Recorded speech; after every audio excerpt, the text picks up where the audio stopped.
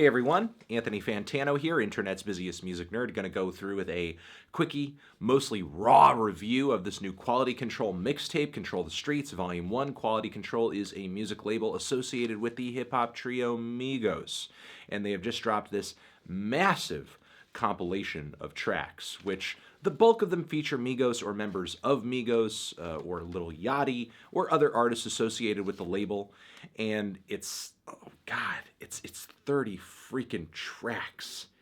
It is 30 friggin' tracks. It's an hour and 40 minutes long. Given the artists associated with this project, you know stylistically what you're in for.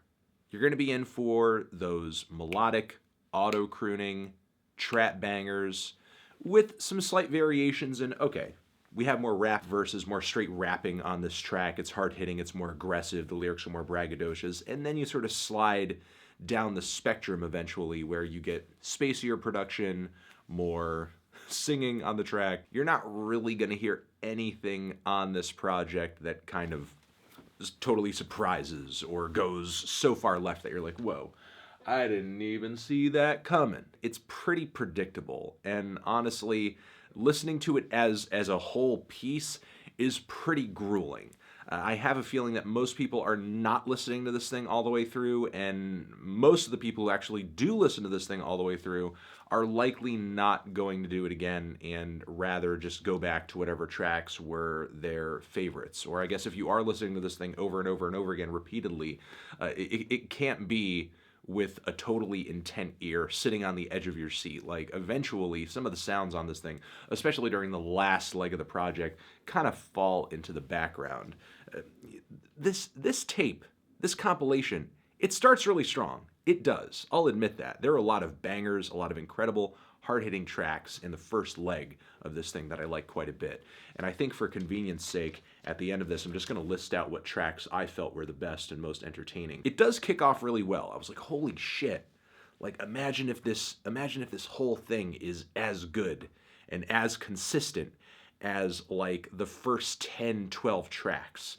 It's unfortunate that things just kind of drop off and you start getting these really corny, I wouldn't even call them love songs because they're not really about love. But tracks like She for Keeps or Thick and Pretty, where you do get some truly awful vocals and some kind of cringy hooks. And then once the floodgates of mediocrity have kind of opened on this thing, you get moments like Violation Freestyle or On Me, where it just seems like, I don't know. It just seems like they're not trying to write or trying to craft songs that are quite as catchy or as hard-hitting or as memorable as the cuts that kick the entire thing off. The whole compilation feels very front-loaded. At this point, it just kind of feels like this is one of those releases that unfortunately has succumbed to this really terrible trend of stream spamming, where it just seems like you have a project, it's overloaded with tracks, it's overloaded with runtime,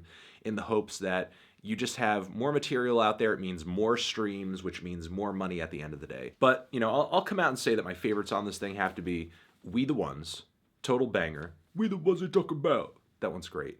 Ice Tray, fantastic. Joe Budden diss on that track is kind of mean. It's mean. Hellcat stood out to me, but really mostly for the very eerie, beautiful instrumental on the track. Same thing with the track South Africa, which has this incredible sax sample that plays throughout much of the song. It like really kind of makes the cut. Yeah, with Cardi B. Cardi B kind of makes it. You know, she really breaks up the monotony of all the Migos features over and over and over. What It Do is a mindlessly repetitive track. However, I did find it sticking in my head, and I did find it kind of enjoyable. Like, it's not as repetitive as Versace, so I guess you can give it that. The song Interview, total banger. The song Sides is easily the best auto-croon ballad on the entire project. And then there is Holiday, which I wanna go on a holiday. Like, there's a really kind of weird, odd groove and angular melody style to the track that I feel like compositionally it's one of the more unique tracks on the entire compilation, and it's like such a weird song for Lil Yachty too. This is maybe one of the most experimental moments on the entire project. And again, speaking merely from the standpoint of the vocal melody is really odd, the groove is really odd, but somehow it comes together and it just works. And yeah, those are pretty much my favorite tracks on the entire compilation. Listen, not a whole lot of pressure on this thing. Don't feel the pressure to listen to this thing all the way through. If you don't like something, just skip it. It's just such an inconsistent compilation. Like, just pull out the tracks that you think are the best, stick to those, and just do that, and just enjoy yourself. All right, guys.